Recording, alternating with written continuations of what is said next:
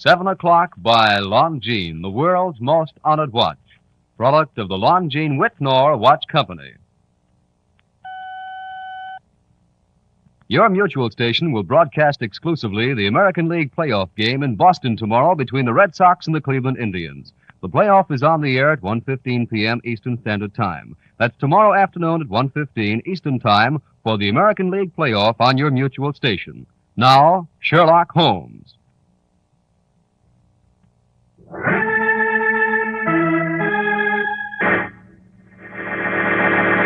The makers of Clipper Craft clothes for men and more than 1,200 leading retail stores from coast to coast present Sir Arthur Conan Doyle's immortal character, the world's most famous detective, Sherlock Holmes, starring John Stanley.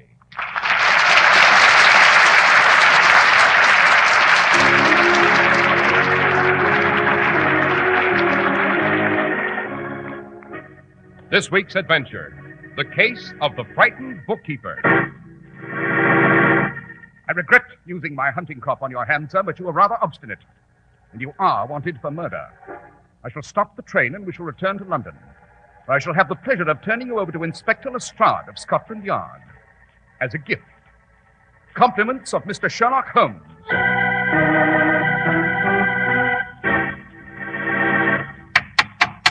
Well, here we are again at the door of Dr. Watson's study, ready to hear another exciting story from the good doctor's memoirs. Good evening, Mr. Good evening, Delighted Doctor. to see you again. Dr. Watson, which of your spine-tingling adventures with Mr. Holmes do we hear about tonight? Well, it's the case of the frightened bookkeeper, Mr. Harris.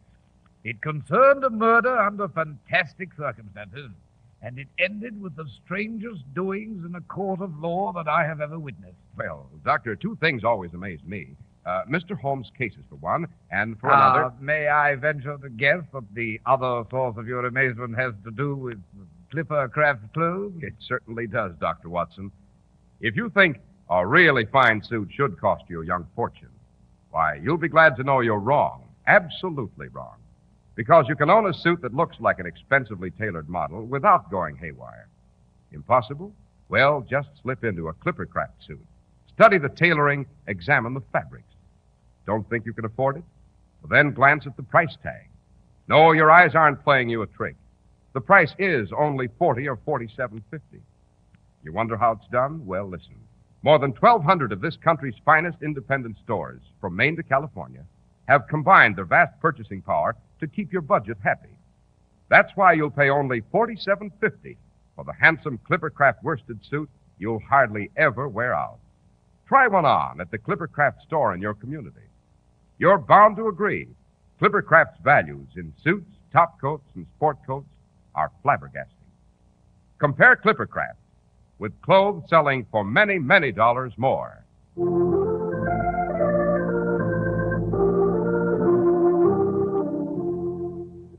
And now, Dr. Watson, just what was the frightened bookkeeper afraid of?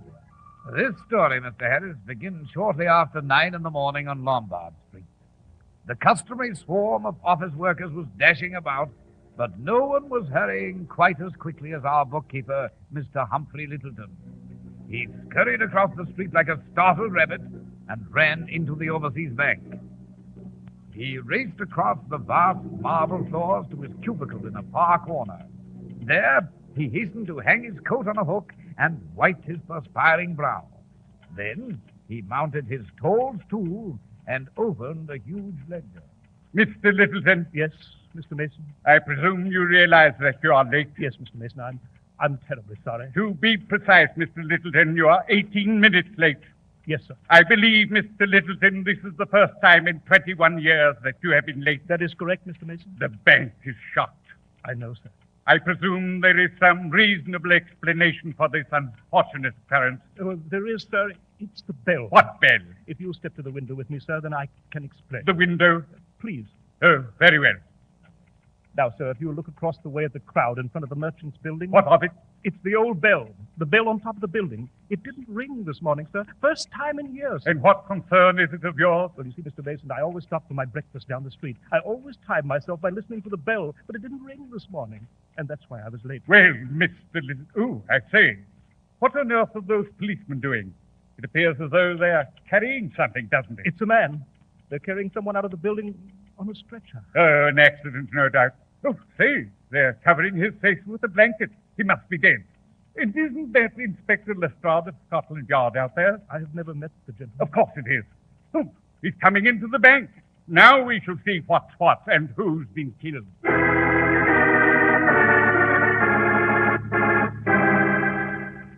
Mr. Littleton, Yes, Mr. Mason. may I present Inspector Lestrade of Scotland Yard? Happy to make your acquaintance, Inspector. How do you do? Mr. Littleton, you were late this morning because the bell on the top of the merchant's building failed to strike the hour of 9. Yes, Mr. Mason. Inspector Lestrade informs me that the bell did not strike because something had fallen into the mechanism. Do you know what it was? I haven't the remotest idea. It was a dead body. Really? It was the body of a Mr. Henry Bennett. Henry? Mr. Bennett was murdered. What's that? You committed the murder, Mr. Littleton. Well, You were late because you did not simply stop for breakfast. You also stopped to do away with Henry Bennett.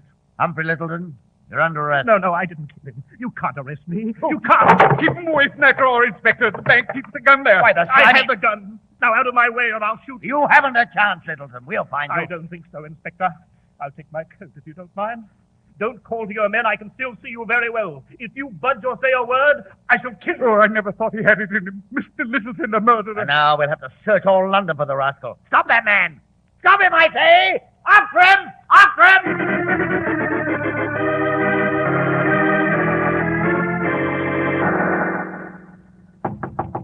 I'll answer it, Holmes. Good morning, Dr. Watson. Oh, good morning, Inspector Lestrade. Mr. Holmes? Well, Lestrade, what information do you wish to impart?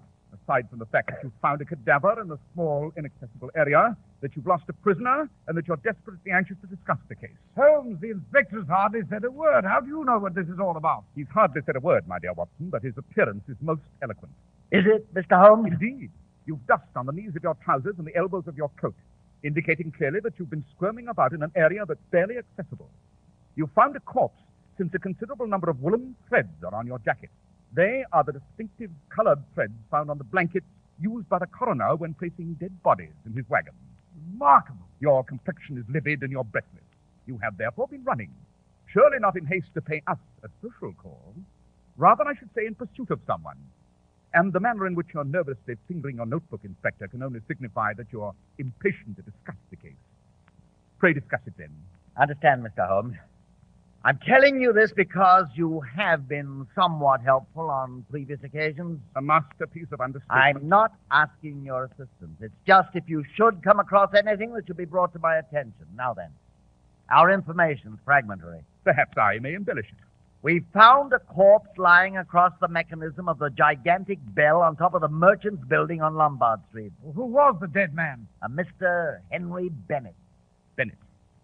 Bennett, yes, I have a card on him. Who is he, Holmes? Oh, a petty thief, tiresome record of criminal trivia, served a few short prison terms, bit of flotsam on the sea of the London underworld. Bennett's skull was split open. We found the weapon. It was a walking stick with a cast iron top. A walking stick? We couldn't fathom where it came from, but a girl in the crowd recognized it. She's the secretary of the overseas bank across the way. The bank had presented the walking stick to one of its bookkeepers as a memento of 20 years' service. And the bookkeeper's name? Humphrey Littleton. Find anything else? Yes.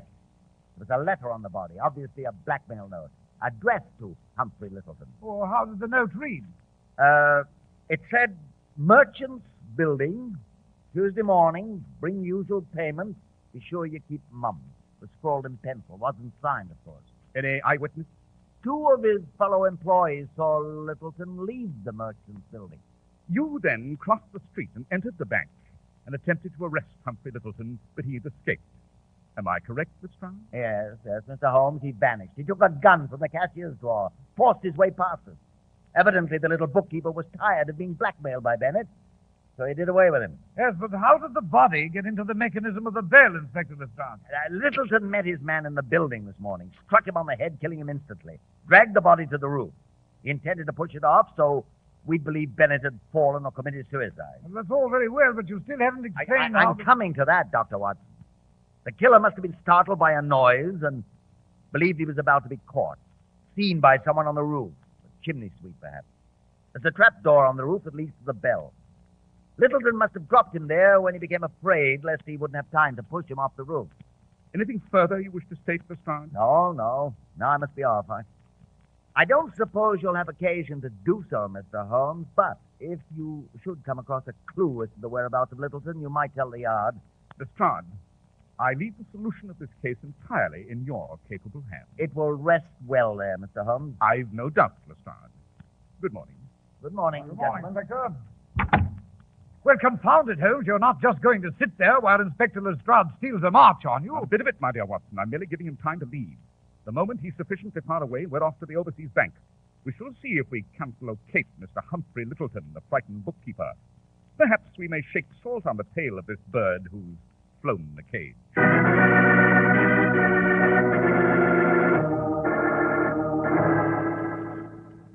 This is the photograph of Mr. Littleton, Mr. Holmes, from our files. Ah, yes, Mr. Mason. And this is the cage where he worked, Mr. Mason? Yes, Dr. Watson. I see.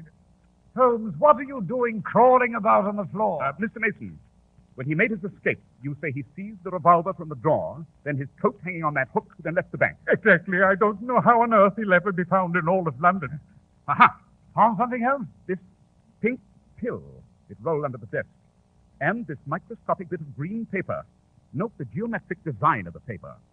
Both items are most informative. Pill, green paper. That copy of the Evening Star on the desk, Watson, please. Oh, first you find the pill, and then you want to read the newspaper. What are you up to, Holmes? Ah, there we are. This page.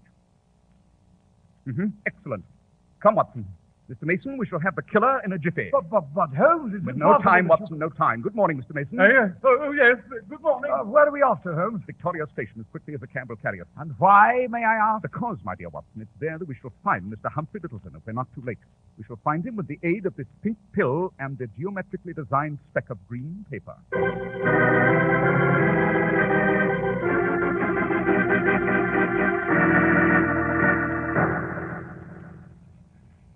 We're most fortunate, Watson. The train Mr. Littleton has chosen for his departure to the continent is still here at the station.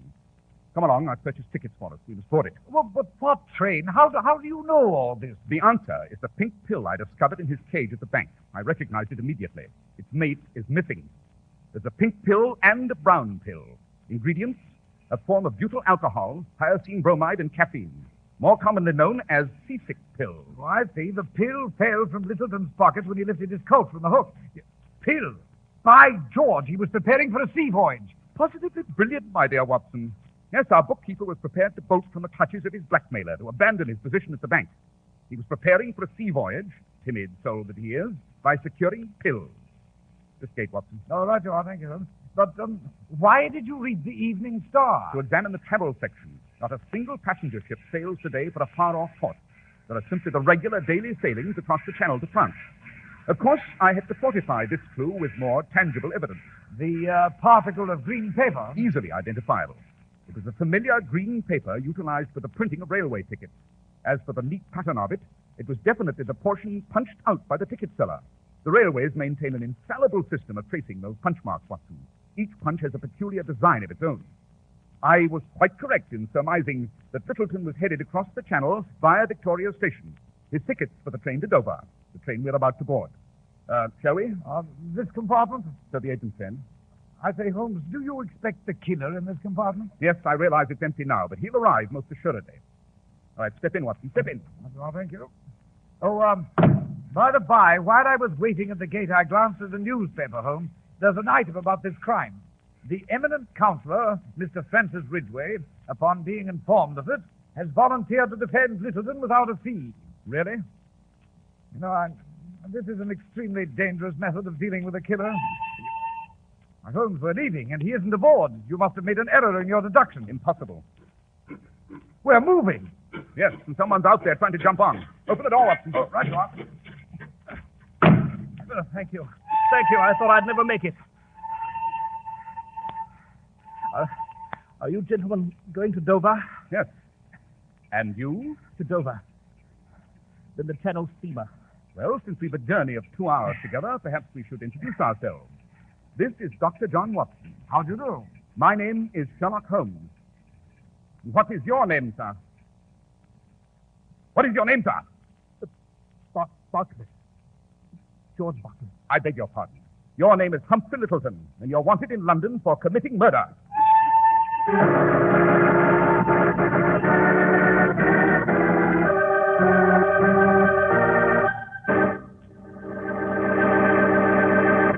Well, Dr. Watson, Mr. Holmes was brazenly inviting disaster in challenging the armed killer, wasn't he?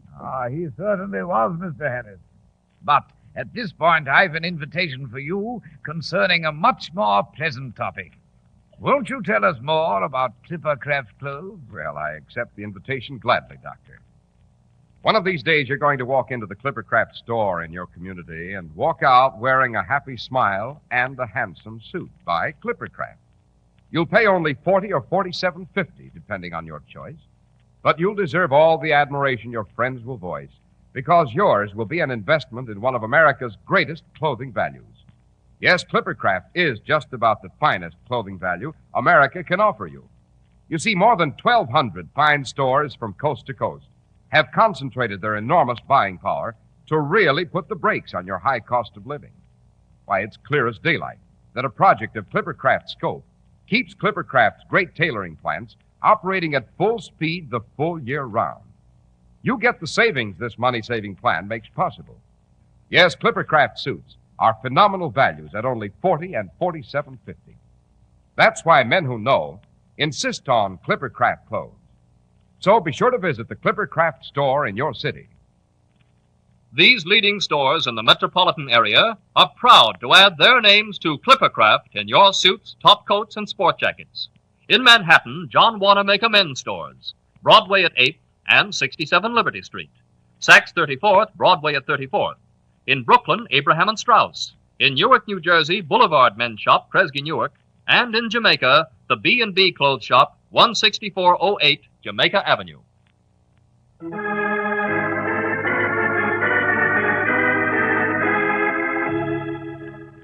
Now shall we return to the frightened bookkeeper, Mr. Harris? Well, we can't return to that train fast enough for me, Dr. Watson.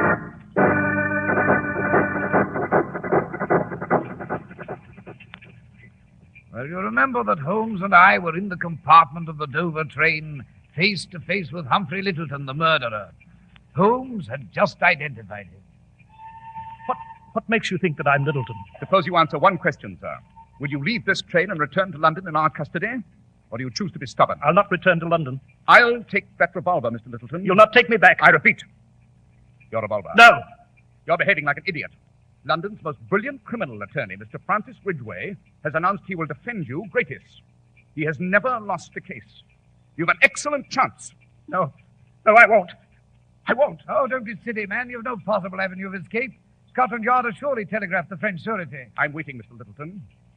Turn over your revolver. No. Once I surrender to you, I'm finished. I'd rather kill both of you. Once you're out of the way, I can jump off the train. Then what, dashing from village to village? How long can you hide out on the downs like a stricken animal? You shan't persuade me. My mind is made up. I'll take my chances. Very well. If you insist upon... He's missed. He's gone, Watson. I have it, Holmes. I regret the necessity of using my hunting crop on your hand, Mr. Littleton, but you are rather obstinate. I shall stop the train and we shall return to London. Then I shall have the pleasure of turning you over to Inspector Lestrade as a gift, with the compliments of Mr. Sherlock Holmes.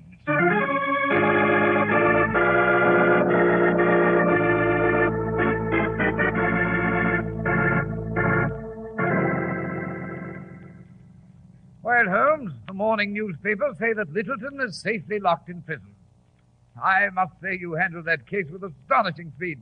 I've hardly even had time to catch my breath, and it's over. It's not over, Watson. What do you mean it isn't over? I'd say from the moment the murder was committed, events moved with a relentless logic. And hardly employ the word logic, my dear Watson. That's what disturbs me. So hurry, finish your breakfast. We're off to the Merchants Building. But why, Holmes? To visit Mr. Francis Ridgway, counsel for Littleton's defense. Why? To ascertain how he plans to defend the bookkeeper. Well, it should be a simple, speedy trial, shouldn't it? Perhaps.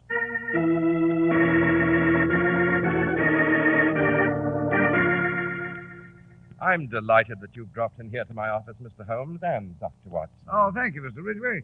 It is an incredibly exquisite office. Those draperies, magnificent rugs, most striking. Don't you agree, Holmes? Yes, quite. May I ask, Mr. Ridgway, what sort of defense you plan for Humphrey Littleton? Well, there isn't a scrap of evidence on his behalf, Mr. Holmes, and he admits he was being blackmailed by the dead man. You see, Littleton once needed money desperately for his wife, who was ill. He took some from the bank and juggled his books to cover up. Bennett knew about it, but Littleton denies committing the murder. Says he was never on the roof of the merchant's building. Says his walking stick was stolen from his flat. No one will believe him, I'm afraid. I don't suppose you've learned anything that would help me, have you? No, I had not. To make matters worse, he bought that ticket to France. He claims he wanted to chuck his position and run away just to avoid the blackmailer. But the jury will interpret it as a plan for escaping after committing murder. Oh, I shall paint as stirring a picture as I can of the miserable creature. Hounded by a petty thief, he became fed up, that's about all. I shall fight every inch of the way, but confidentially, this may be the first case I've ever lost.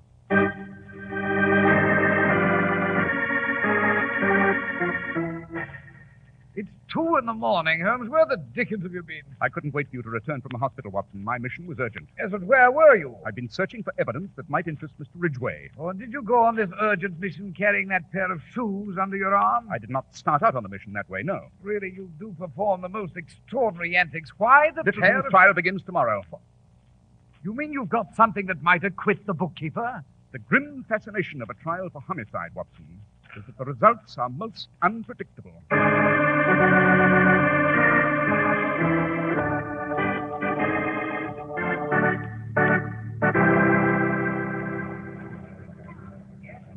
Silence!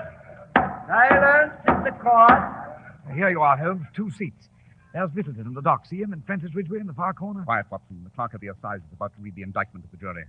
Gentlemen of the jury, the prisoner at the bar, Humphrey Littleton, is indicted, and the charge against him is murder. Upon this indictment, he has been arraigned. Upon his arraignment, he has pleaded that he is not guilty and has put himself upon his country, which country you are. It is for you to inquire whether he be guilty or not, and to hearken to the evidence. The Crown charges that on the morning of July 19th, Henry Bennett was ruthlessly attacked and died instantaneously when he was struck upon the skull by... Mr. Francis Ridgway! Good heavens. Silence! Sit down, Holmes. What the... Silence in the court! Mr. Holmes, what is the reason for this disturbance? May it please your lordship, gentlemen of the jury.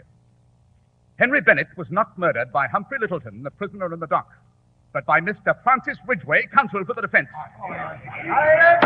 Silence! May it please your lordship, I do not know why Mr. Holmes has chosen to interject this fantastic One assertion, moment, Mr. Ridgway.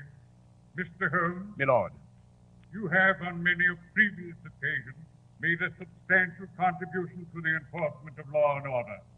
The court will entertain a statement. I protest, your lordship. Go on, Mr. Holmes. Tell them. Tell them I didn't do it. I didn't do it. God help me, I didn't do it. Silence! The court will entertain a statement by Mr. Sherlock Holmes. Mr. Ridgway, it originally struck me as curious that a counsel possessing your perfect record should volunteer for a case so obviously doomed to defeat. Could it have been that you wanted to have the case because you wanted to lose it? Idle speculation. I visited your office to develop my theory. Dr. Watson admired your draperies, but I noticed a black spot on your rug. It was tar. Although you may have vigorously cleaned the remainder of your office, you neglected to remove that one speck. Oh, go on, Holmes. Go on. Where did the tar come from, Mr. Ridgway? Well, the murder was committed on an extremely hot day. On the roof of the merchant's building, the tar melted. It came off on your shoes. After killing Bennett on the roof, you returned to your office soiling your rug. Preposterous. Conjecture on your part, sir. Last night, I was on the roof of the merchant's building. I made plaster casts of the killer's footprints. I then paid a midnight visit to your deserted office, Mr. Ridgway. I found a pair of your shoes in a closet. The casts, which I'm prepared to submit as evidence, match your footprints perfectly. Inconclusive evidence. Utterly inconclusive. In addition, I took a sample of the tar from that same roof and compared it with a sample from the tar on your rug.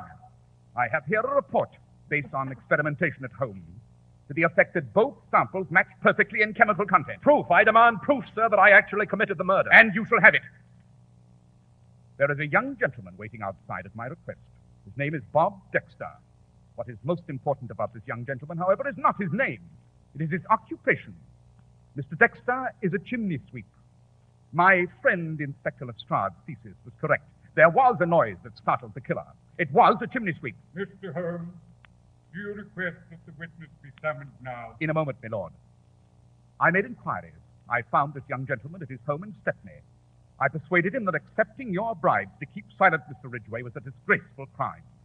He is prepared to testify that he overheard your angry conversation with Bennett upon the roof. Mr. Holmes, what was the subject of the conversation? My lord, the conversation revealed that while Bennett was in prison, he secured information from his fellow prisoners, from your victims, Mr. Ridgway, your dupes who served while your clients were scot-free. Once released, Bennett patiently gathered canceled checks, notes, photographs, overwhelming evidence about your career. Your brilliant career was founded upon a tissue of lies, bribery, forgery, coercion. You invited Bennett to the building to purchase his collection. But you killed him with Littleton's walking stick, which you'd stolen to be sure the evidence pointed to the helpless bookkeeper. Now, shall we call Mr. Dexter, who saw you do away with Bennett? May it please your lordship, I should like to make a request. Proceed, Mr. Ridgway. I move that the indictment against Mr. Humphrey Littleton be stricken from the record, and a new indictment be drawn up by the grand jury charging the murder of Henry Bennett to Mr. Francis Ridgway.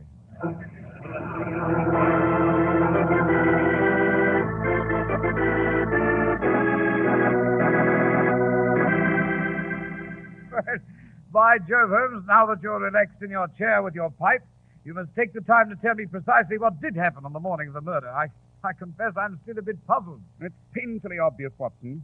Bennett was blackmailing both the bookkeeper and Mr. Ridgway. Ridgway knew it. Littleton didn't.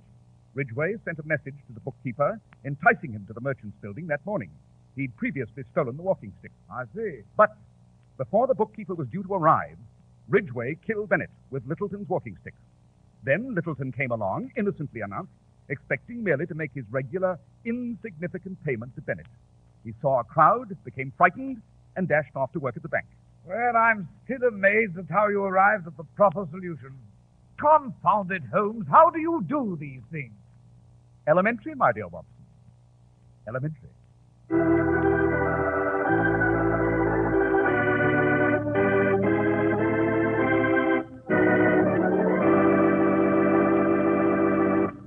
Well, Dr. Watson, the case of the frightened bookkeeper was really very surprising. I'm sure you've an equally startling adventure planned for next week. Oh, yes, Mr. Harris, I have. It's called The Adventure of the Guy Fawkes Society, a secret cult whose membership consisted entirely of fanatics, devoted to one of the most horrible purposes imaginable. Of course, nothing on earth could keep Holmes from joining the society. Well, Dr. Watson, we shall be standing impatiently at the door of your study next week for The Adventure of the Guy Fawkes Society.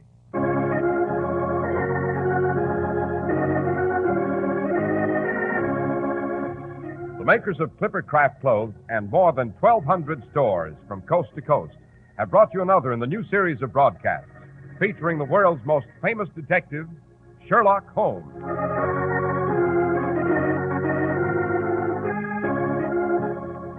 Our stories are based upon the character Sherlock Holmes, created by Sir Arthur Conan Doyle, and the program is produced and directed by Basil Loughrane. Sherlock Holmes is played by John Stanley, Dr. Watson by Ian Martin. This week's story was written by Howard Merrill, with special music by Albert Berman.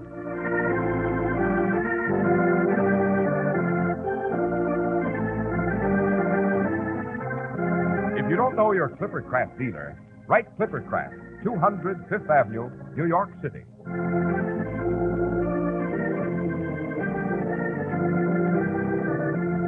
Be sure to listen next week to Sherlock Holmes in The Adventure of the Guy Fawkes Society.